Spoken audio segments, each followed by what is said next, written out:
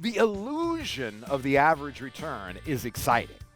How much do I get in this perfect world where I was there in the beginning and the middle and the end? The problem is it's not just elusive.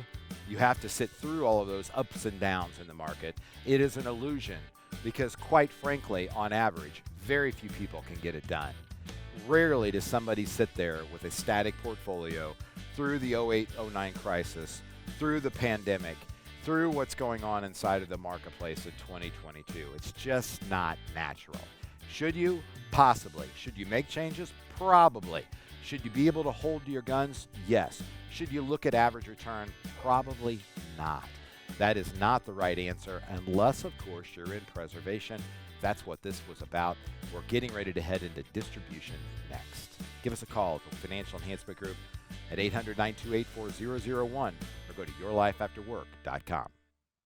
Well, good morning and welcome back to your Retirement Playbook. I'm your host, Joe Clark. So happy to have you along. Still hard for me not to say consider this program. We did that for so many years. But this really is about your retirement playbook. It really is about your financial journey and understanding where you are and where you're headed. And I think that is just an absolute critical part of understanding what's going on in distribution. When I started in the industry, back 2 weeks before the crash in 1987, I didn't understand distribution. I had no concept that people wouldn't want to pull money out of accounts to be able to take care of their retirement. But there were a couple things that existed in 1987 that aren't true today. Roth IRAs didn't exist at all. Regular IRAs and 401ks didn't start until essentially 1980 in terms of the 401k market, if you will. IRAs were a little bit sooner. When we look at that, though, the amount of money that people were able to contribute relative to the amount of money that they had stored in other places was very, very minimal. The average person walking down the road didn't need somebody like me as a registered investment advisor or a fiduciary to help them. The money was going inside of a 401k. They were in the accumulation phase. It was a much smaller amount than what they had in other areas, certainly relative to their pension, if you were a General Motors or Caterpillar or Eli Lilly person. But things changed over a period of years.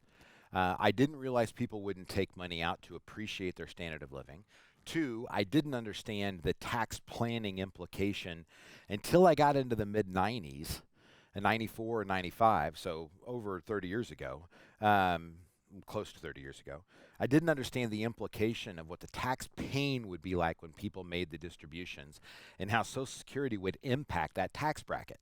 See, we were taught academically along the way that as you age, you will make less money, therefore your tax rate would go down. We were taught that when people retired, they only needed 70% of their income to be able to, at retirement time. And folks, that is just all wrong. You need 100% of whatever your standard of living is.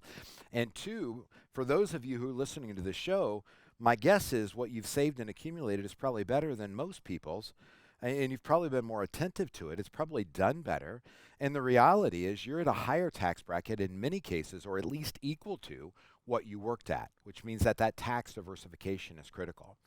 So we talked about the three phases of finance and what to think about in a deteriorating market for this week's show. So remember, in the accumulation phase, that's when you're starting out.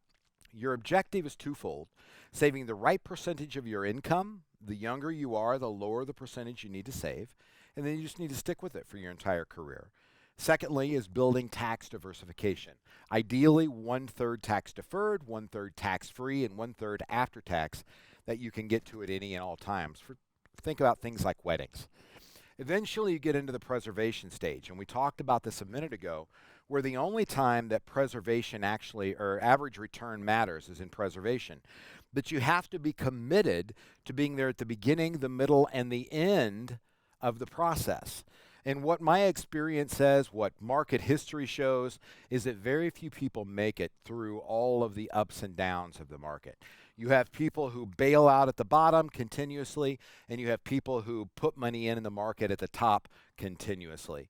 And then there's our lucky few that reside throughout the middle that are just consistently and continuously using it correctly. Most of us fall deemed to emotional praise, whether that be the fear of the market continuing to fall down or the greed of the market continuing to go up, and how long until we're multi-billionaires. Preservation is the only period of time where average return matters. Distribution is my baby. It's the one that we built the Financial Enhancement Group to take care of. It's about the whole thing. There's no reason to win the football game at halftime. You want to have the high score going into the locker room? Sure. You want to feel good about your numbers and your receptions and your takeaways and all that? Sure. But at the end of the day, when the scoreboard is over, when there's no time left on the timer, you want to have the winning score then. And in your financial journey, that means that you got distribution right, that you were taking out the amount of money that you needed to maintain your standard of living. And if you lived another day, you still had enough money to do that. In other words, some of us want to spend everything that we have, but we don't know when God's going to call us home. And some of us want to intentionally leave money behind for our friends, our family, our charities. Right? So it's whatever your objective is your objective. It's fine. It's right. If you look in the mirror and you're comfortable with it, it's right for you. But you want to be able to hit that target. We don't know the last day we're going to be here, so there will always be some that is left. But in that distribution phase, the two sciences here are, one, the tax rate of the average dollar that you pull out of your retirement accounts, or that you pay on your tax return, I should say, because that includes Social Security. And secondly, the volatility between distribution points. And this is where it becomes very, very important. When we talked about a market going up and down, and let's just make it a little more graphic so it's a little more obvious. Markets tend to do this, right? So if you look at my career, I've been blessed to have lived through more volatility than anybody in the Great Depression. I know that sounds obnoxious and an exaggeration. It's not. 2 weeks before the crash in 87, I started. 91. We'll just go straight to the tech wreck. We don't even have to worry about 98. Tech wreck, 2002, 2008 and 9 in the Great Recession, the pandemic. It's been a crazy career that I've had. Markets tend to do this. They go way up, they come down, they go up. So you've got a series of higher highs. So if you're able to stick in the game over an extended period of time, it all works out. You have a series of lower lows. So if you're able to stay in the game, it all works out. And in preservation, as long as you were there beginning, middle, and end, it still worked out. You still did better, even though you may have retired at a down period in the market. It still worked out for you. Now, the problem is distribution is entirely different. It is its own little beast. See, in distribution, you're never there beginning, middle, and end. Because in distribution, you're taking money out along the way. And so when you take out money down here at a depressed market, it never gets the opportunity to grow back up. That dollar is already taken out and pulled out. Now, I can't show you. This was a chart that came from Smith Barney that we used in the 2002, 2003 era.